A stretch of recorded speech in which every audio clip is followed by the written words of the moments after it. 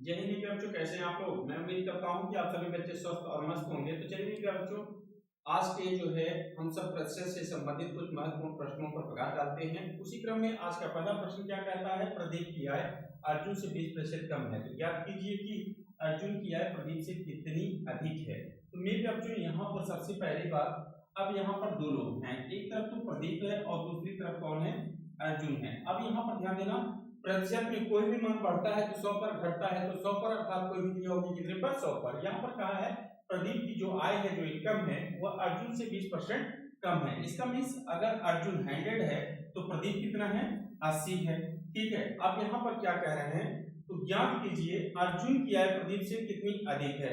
अर्जुन की जो आय है वह प्रदीप से कितनी अधिक है, कितनी अधिक है, 20 अधिक है। किससे अधिक है, प्रदीप से, अर्थात 80 से। अब भाई जो जिससे अधिक होता है वही उसका वास्तविक मान होता है। यहाँ पर वास्तविक मान कितना हो गया, 80, और परसेंटेज में अगर कन्वर्ट करना है तो आप क्या करेंगे, गुणे 100। 20 एकम 20, 20 चौक 80, 4 एकम 4, 4 25 में 100, कितना परसेंट अधिक है, तो आप कहेंगे सर जी 25% अधिक है। क्लियर है ना। तो चलिए मेरे बच्चों अगले प्रश्न को देखते हैं। अगला क्वेश्चन क्या कहता है, इसको भी हम लोग समझने का प्रयास करते हैं। यहाँ पर है भाई, अंकिता की आय नेहा से 20% अधिक है। तो ज्ञात कीजिए नेहा की आय अंकिता से कितनी कम है। भैया यहाँ पर अंकिता है और कौन है, नेहा है। अब यहाँ पर क्या कहा है, अंकिता की जो आय है वह नेहा से 30% अधिक है। अगर नेहा 100 है तो अंकिता की आय कितनी होगी, तो आप कहेंगे 130% है कि नहीं है। अंकिता की जो इनकम है वह नेहा से क्या है, 30% अधिक है। अब भाई यहाँ पर पूछा है तो याद करना है कि नेहा अंकिता से कितनी कम है। ठीक है, अब भाई कम का अर्थ होता है अंतर, अधिक का अर्थ होता है अंतर, अंतर का अर्थ होता है अंतर। ठीक है, अब कम है कोई तो किसी के कारण है, अधिक है कोई तो किसी के कारण है, और जो जिसके कारण है मेरे प्यारे बच्चों वही तो उसका रियल वैल्यू है। अब भाई यहाँ पर ध्यान देना, नेहा कम है, कितनी कम है, तो भैया 30 कम है। किससे कम है, 130 से। अब भाई परसेंटेज में बदलना है तो गुणे 100 हो गया। अब भाई 0 से 0 कैंसिल हो गया, 30 गुणे 10 बराबर 300। अब 300 में आप 13 से भाग देंगे तो आपका कितना हो जाएगा, 13 गुना 26, भाई 13 तिया 39। तो भैया यहाँ पर आपका हो गया 23 सही 1/13%। ठीक है, ये जो है नेहा अंकिता से कम है। चलिए नेक्स्ट क्वेश्चन को देखते हैं। अगला क्वेश्चन मेरे बच्चों क्या कह रहा है, इसको भी आप लोग समझिए। यहाँ पर है राहुल की आय अंकित से 20% कम है। अब यहाँ पर ध्यान दीजिएगा, ये है राहुल और ये है आपका अंकित। राहुल की जो आय है वह अंकित से 20% कम है। अगर अंकित की वैल्यू 100 है तो राहुल की कितनी होगी, 80 होगी ना। अब पूछा क्या है, तो ज्ञात कीजिए अंकित की आय राहुल से कितना प्रतिशत अधिक है। अब भाई कौन अधिक होगा, राहुल कितना है 80, अंकित कितना है 100। अब सबसे पहली बात मेरे बच्चों यहाँ पर ध्यान देना, सबसे ज्यादा स्टूडेंट के पास कंफ्यूजन क्या होता है, सर जी हम किसको 100 माने, कौन कम होगा कौन अधिक होगा। अरे भाई जो कम है वो तो 100 के ऊपर डिपेंड करेगा ना। अब जो मान फ्लैक्चुएट ना करे, ना बढ़ रहा हो ना घट रहा हो, वही आपका क्या मान लेना है, 100 मान लेना है। जैसे कह रहा है कि राहुल की आय अंकित से 20% कम है। किसकी कम है, राहुल की है। किसका मान नहीं कम है, तो अंकित का नहीं है। तो अंकित आपका क्या है, 100 हो गया। अब जो मान बढ़ेगा या घटेगा उसको आप 100 नहीं मान सकते, वह मान 100 पर निर्भर करेगा, है कि नहीं है, बात समझ में नहीं। तो क्लियर है। अब भाई कह रहा है कि राहुल की इनकम जो है अंकित से 20% कम है। किससे कम है, अंकित से। इसका अंकित का मान स्थिर है। ठीक है,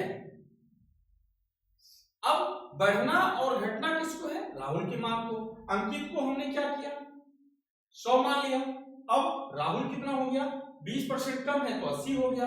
अब अंकित कितना अधिक है, तो भैया 20 अधिक है। किससे अधिक है, 80 से। और अगर परसेंटेज में कन्वर्ट करना है तो गुणे 100 हो गया। 20 एकम 20, 20 चौक 80, 4 एकम 4, 4 25 में 100, कितना परसेंट, 20 5% अधिक है। ठीक है, अब भाई ये क्या है, कम है कि अधिक है? तो आपका ये अधिक है, इसका मतलब यहां पर आप अधिक या वृद्धि कह सकते हैं। ठीक है, इस बात को ध्यान देना। अब ये ध्यान देना है अंकित कितना अधिक है। अब कह रहा है कि अंकित की आय राहुल का कितना प्रतिशत है। अब यहां पर चूंकि ये आपका, तो मैंने कम या अधिक के विषय में चर्चा कर दिया है कि नहीं है। अगर ऐसा प्रश्न में पूछा गया होता देन की बात है, लेकिन यहां पर ऐसा नहीं कहा गया। आप लोग अमूमन यही गलती कर जाएंगे, कम या अधिक निकाल लेंगे। और ये भी एग्जाम में दिया रहेगा कि 25% अधिक है, 25% कम है, या 20% कम है, 20% अधिक है ना। लेकिन यहां पर एक बार भी नहीं कहा है अंकित की आय राहुल का कितना प्रतिशत है। यहां पर कम या अधिक शब्द का प्रयोग नहीं किया गया है। ये तो आपका कम या अधिक निकालना हो गया। अब आते हैं सीधा क्वेश्चन की बात करते हैं कि भाई अंकित की जो आय है वह राहुल का कितना परसेंट है। आप देखिए यहां से जो मैंने ये ध्यान दीजिए यहां पर कहीं पर भी सेंटेंस में कम या अधिक शब्द का प्रयोग नहीं किया गया है। इसका मतलब आपको कम या अधिक नहीं निकालना है, ये आपको गलती नहीं करनी। ये तो मैं बता रहा था कि आपको अगर अधिक निकालना है तो क्या करेंगे, कम निकालना है तो क्या करेंगे ना। लेकिन यहां पर पूछा अंकित किया है राहुल का कितना परसेंट है। अंकित कितना है, 100 है, राहुल कितना है, 80 है। तो भाई अंकित की आय राहुल का कितना परसेंट है, आप क्या करेंगे 100/80 और परसेंटेज में बदलना है, देन गुणे 100। ठीक है, 20 पंजे 100, 20 चौक 80, 4 एकम 4, 4 प्रतिशत में 100, 25 पंजे 125% है। कितना परसेंट है, 125% है। यहां पर आपका इस प्रश्न का सही जवाब ये होगा। ठीक है, क्लियर है क्या बच्चों? चलिए, अगर आपको क्लियर है तो हम लोग चलते हैं एक क्वेश्चन की ओर। अगला प्रश्न क्या कहता है, इसको भी हम लोग समझने का प्रयास करेंगे।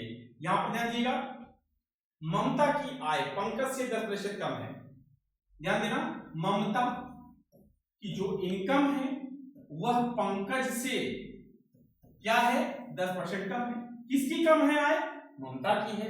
तो अब इन दोनों में किसको आप मानेंगे भाई, जो जिसका मान कम या ज्यादा है तो उसको तो आप मानेंगे नहीं। तो भाई इसका मतलब है मानक जो 100 होगा वो किसका होगा, पंकज का होगा। इसका मतलब ममता कितनी होगी, तो 90 होगी, है कि नहीं है। तो ज्ञात कीजिए पंकज की आय ममता से कितना अधिक है। अब देखिए यहां पर अधिक शब्द का प्रयोग किया है ना, ये कितना अधिक है, 10 अधिक है। किससे अधिक है, 90 से। परसेंटेज में बदलना है, गुणे 100, 0 से 0। अब 100 में जो है आप 9 से भाग दे दीजिए, तो भाई 9 एकम 9। ठीक है, 9 एकम 9। तो भाई यहां पर आपका हो गया 11 सही 1/9% अधिक है।